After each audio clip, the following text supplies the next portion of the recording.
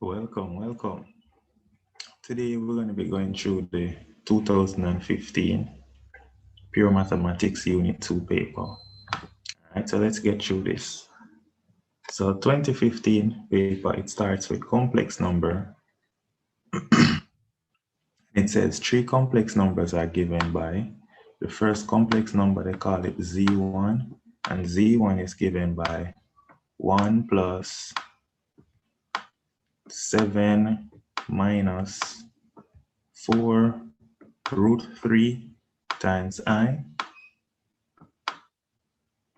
that is Z1, and they tell us that Z2 is equal to root 3 plus 3I,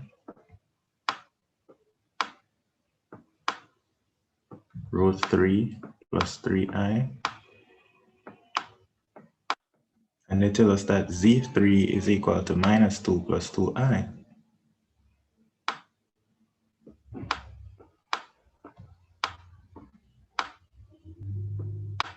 All right, so these are what they give us. Then let's hear what they ask. They say express as a quotient, expressed as a quotient Z3 divided by Z2 in the form x plus I times y. So they want Z3 divided by Z2. So this is Z3. So let's write that down. So Z3 divided by Z2. Z3 divided by Z2 is equal to Z3 is minus 2 plus 2I. That's Z3 divided by Z2, and Z2 is root 3 plus 3I. That's what we have. Now, in order to express it in standard form, we're going to have to multiply by the conjugate of the denominator. So let's multiply by the conjugate of the denominator. So the conjugate of the denominator is root 3 minus 3I. That's the conjugate of the denominator. Root 3 minus 3I. All right.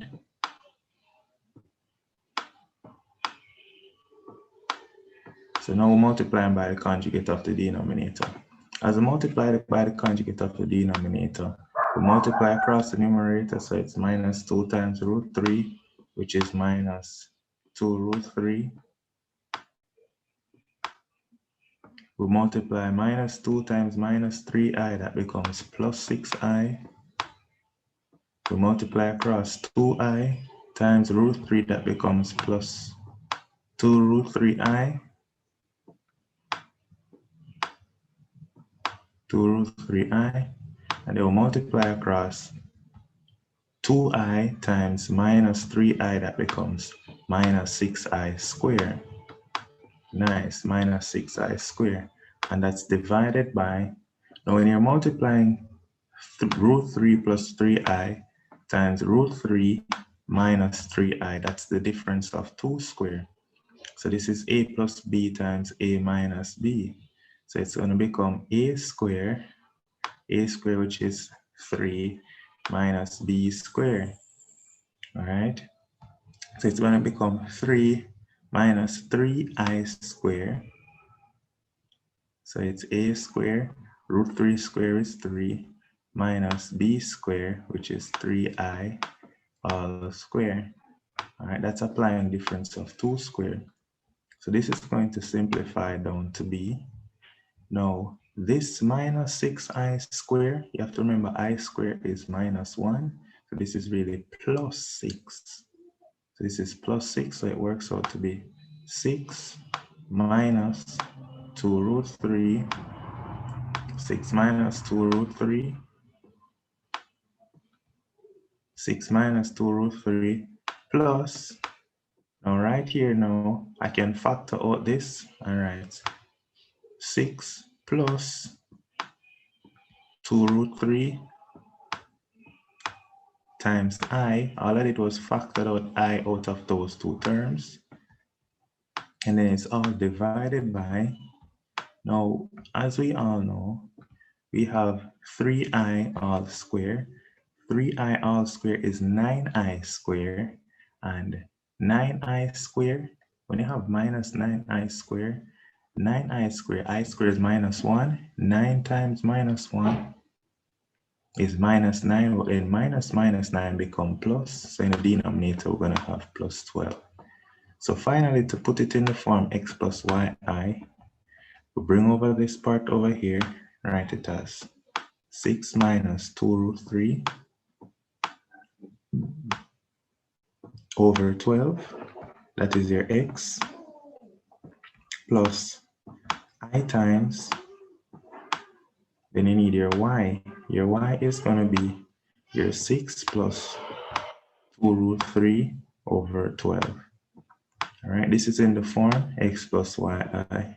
So that is z3 divided by z2. Nice and easy, soft. So that takes care of the first part. That's in the form x plus yi. Nice.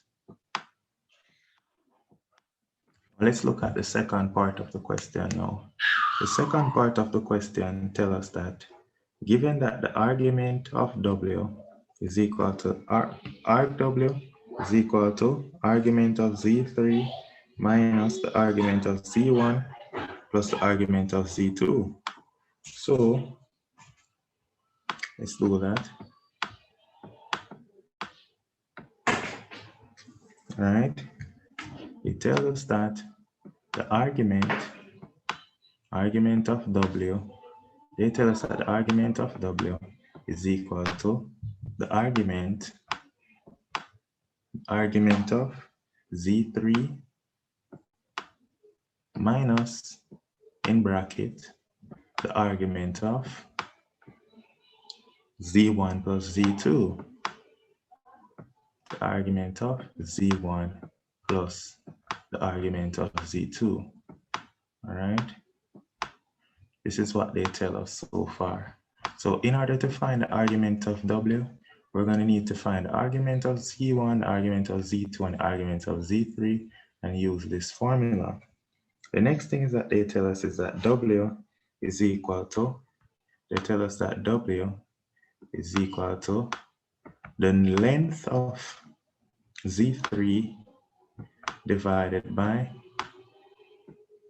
well, they didn't tell us that the length, they just tell us that w is actually equal to z3 over z1 times z2.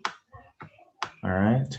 So now how are we going to express w in the re to the I theta form? Well, if w is equal to this, then it implies that the norm of w, or the length of w, the norm of w is going to be equal to the norm of z3. It's a norm of z3 divided by the norm of z1 times the norm of z2. All right. And so this is what we need to find then. We need to find out what is the norm of z1, z2, and z3. All right, so let's go back to this question. Now, I like to do things, I like to get a sketch of what's going on. All right, so I'm going to put a box right here to put a little schematic. It always helps. It always helps. It helped me when I'm finding arguments. All right, so this is z1. z1 is 1 plus 7 minus 4 root 3i. So I know that the x is positive and the y is positive, so z1 is in the first quadrant. So if I were to draw the Argand diagram, the complex number z1 looks something like this. Let me see. 1 plus 7 minus 4 root 3i. All right. So z1 looks something like this. In the first quadrant, this is z1, where x is 1 and y is this small y value, maybe 0 point something. So let me scale this down just a touch. This would probably come down a little bit more slantish. That would be z1. All right. And then looking at this, z2 is root 3 plus 3i. So z2 probably looks something like this.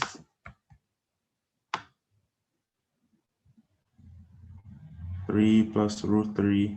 This is probably Z2.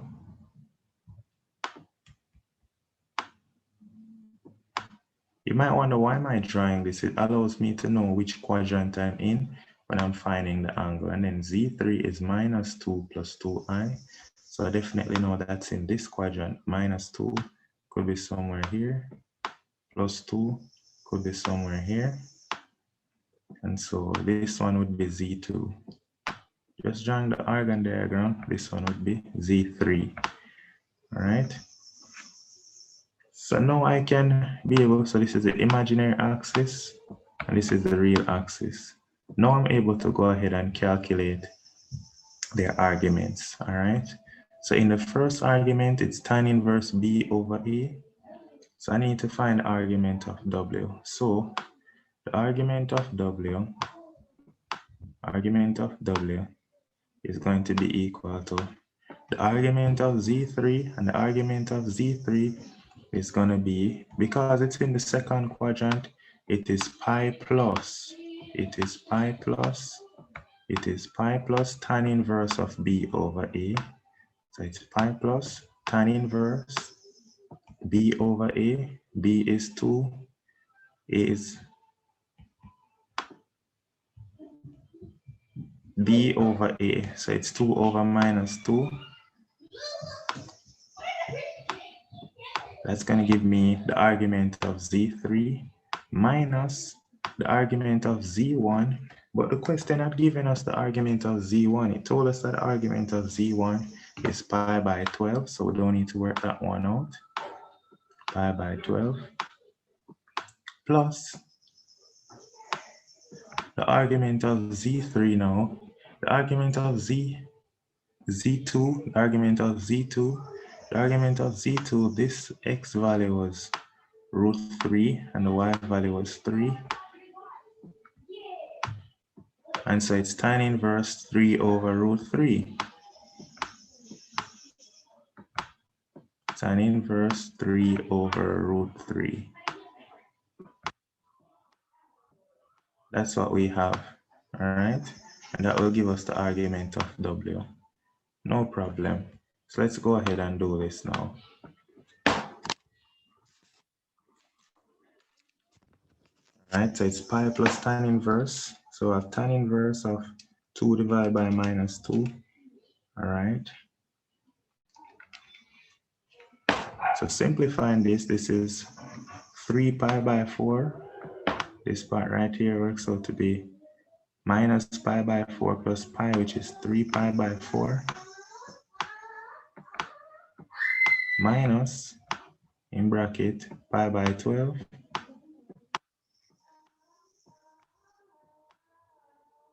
Plus tan inverse of 3 over root 3.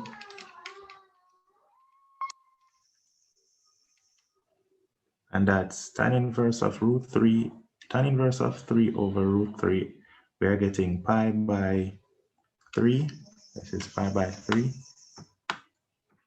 So now let's put all of this in our calculators and see what the final answer simplifies to be.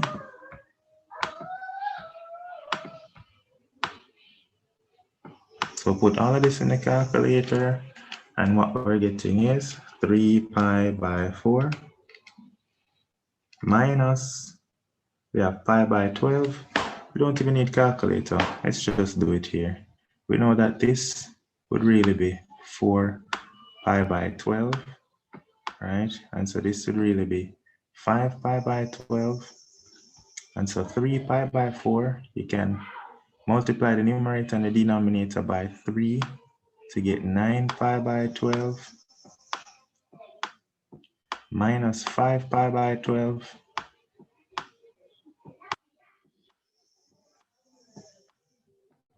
And so the argument of W is equal to, when you subtract them, that looks like 9 minus 5 is 4, 4 pi by 12, and 4 over 12 is 1 over 3. This is 1 over 3 pi. That's the argument of W. Next thing we need is the modulus. We need the length of W. The length of W is the modulus of Z3, and the modulus of Z3 will be, to find the length of Z3, it is 2 square plus 2 square all square rooted. 2 square plus 2 square all square rooted over, it told us that the length of Z1 is 1. And then we need the length of Z2. And the length of Z2 is just going to be the square root of 3 square plus root 3 square, which is just 3. So what do we get? We're getting that the modulus of W is equal to, so this is giving us the modulus of W. The modulus of W is working out to be 2 square plus 2 square is 8. So that works out to be the square root of 8 over 3 square is 9. 9 plus 3 is 12. That's the square root of 12. All right. If you want, you can rewrite all of this as one big square root. That's the square root of 8 over 12 is 2 over 3. So that is the argument. That's the modulus of W. And so we can finally conclude. Let's write the conclusion down here. And so W is equal to RE to the I theta. And R in this case is equal to the square root of 2 over 3. It's the square root of 2 over 3, that is R, times E to the I theta. Theta in this case is 1/3 pi, so it's 1 over 3 pi times I. That's the answer. Nice and easy, soft. This takes care of the complex number part of the paper. Very easy question. Very, very easy. Soft. Let's have a look at part B. Part B now says a complex number. It says a complex number is given by V is equal to X plus YI. That is V. V is equal to X plus YI. All right, so if that is V, V is equal to X plus YI, and it also tells us that V square is equal to 2 plus I. Now look at this now. If V is equal to X plus YI, we can square both sides to get that V square will be equal to X plus YI all square. All right, V square is equal to X plus YI all square. Nice and easy. You can then expand the square of this part of the complex number, and you're going to get first term square plus twice the product of the 2 plus 2x yi plus second term square, which is plus yi all square. But we know that I square is minus 1. So when you expand yi all square, that will just give us minus y square. Now look at this now. V square is equal to 2 plus I, and V square is equal to x squared plus 2xy minus y squared. So if we're to compare the two, we can equate the real parts together. So we can equate real parts. Equating the real parts, what we're going to see is equating the real parts, as we can clearly see that the x squared minus y squared equal 2. So from equating the real part, we're getting that x squared minus y squared, that part is equal to 2 by equating the real parts. Now we can go ahead and equate the imaginary parts as well. Equating the imaginary parts, as we can see, we're going to have I is equal to 2xyi.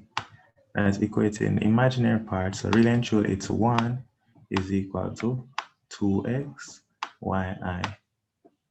So now we have a simultaneous equation to solve where we have two unknown variables and we have two equations. So let's do it. From this one right here, I can make y the subject. Making y the subject, I'll get y is equal to 1 over 2x. I can then substitute y equal 1 over 2x into that equation. So what it's going to become is x squared, going to become x squared minus y squared, but y squared will be 1 over 4x squared, and that will then equal to 2. Right, that's equal to 2. I can then multiply this equation through by 4x squared to make it become 4x to the 4 minus 1, and that's equal to 2 times 4x squared is 8x squared. Now this is clearly in the form of a quadratic. Look at it. If I put this in the standard form of a quadratic, that will give me, so let's do it down here, that implies, put it in a different color, what we have is 4x squared all square, because 4x squared all square is your 4x to the 4, minus, this is 8x squared minus 1, and that's equal to 0. So now we have a quadratic, a hidden quadratic. So we can go ahead and solve it by just factorizing. So just gonna factorize. To get 4x square, it must be 4x squared. It has to be 4x squared times x squared. All right, it has to be 4x squared times x squared. And this means signs are different, but the greater product is negative. Well, it doesn't have to be 4x squared. It seems like it's going to be 2x squared. All right, we know it's 1 and 1. All right. All right, I'm not getting to factorize this that easily. So maybe I'll just go to quadratic formula.